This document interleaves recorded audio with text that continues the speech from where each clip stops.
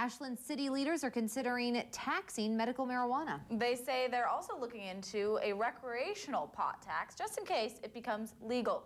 Newswatch 12's Justin Bork is live in the newsroom with more on why the city is getting a jump start and why dispensary owners say they're on board.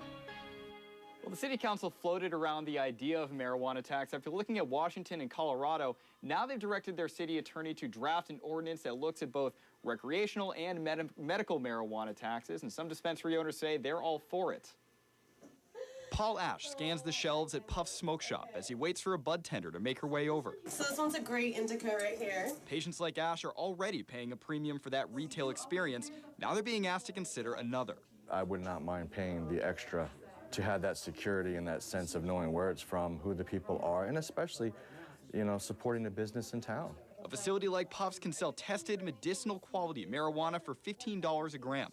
That's about $50 an eighth in street prices. They say that's barely more expensive than what you pay on the black market, and cheap enough that they have no problem giving the city a cut.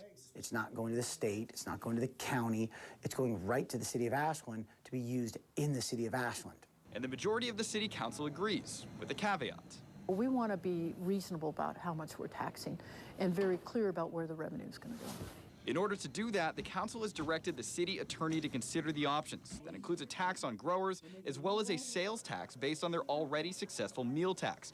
It also gives them a chance to preempt what could become the next step for the industry, a recreational market.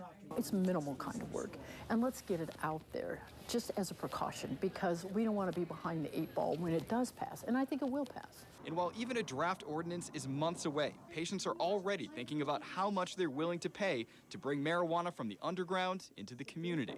It's going to bring people in. I'm going to go here and purchase my medicine and go get a coffee down the street.